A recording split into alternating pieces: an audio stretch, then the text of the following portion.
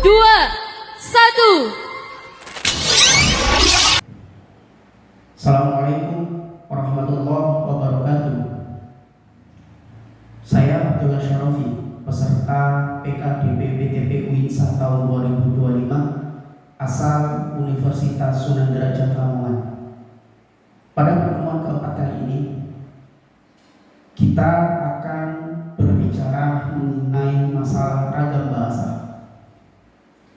Ragam bahasa merupakan variasi bahasa pemakaian yang berbeda-beda.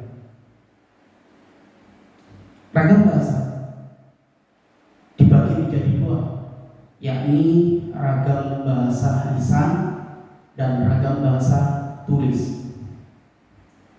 Dua ragam ini dibagi menjadi dua, yakni ragam lisan resmi dan ragam lisan tidak resmi. Begitupun ragam bahasa tulis dibagi menjadi dua, yakni ragam bahasa resmi dan ragam bahasa tidak resmi. Ciri ragam lisan yang pertama, ragam lisan membutuhkan orang kedua atau lawan bicara.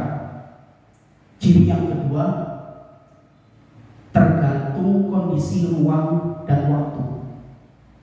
Ciri ragam ketiga, tidak harus memperhatikan gramatika, hanya perlu intonasi serta bahasa tubuh. Dan ciri ragam lisan yang keempat, yakni berlangsung cepat. Next, ciri ragam tulis. Pertama, tidak memerlukan orang kedua atau teman bicara. Ciri yang kedua, tidak tergantung kondisi, situasi, dan ruang serta waktu. Ciri ragam yang ketiga, harus memperhatikan unsur gramatikal. Yang keempat, berlangsung lambat. Yang kelima, selalu memakai alat bantu. Yang keenam, kesalahan tidak dapat langsung dikoreksi.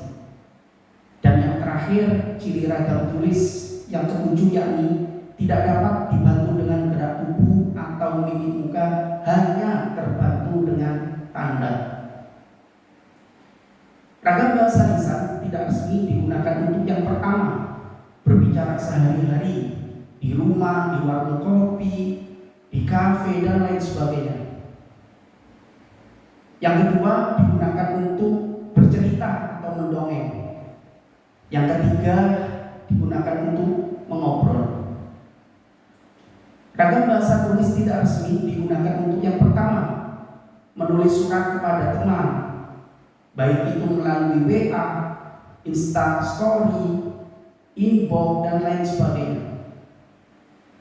Yang kedua, menulis surat kepada teman. Yang ketiga, menulis catatan harian.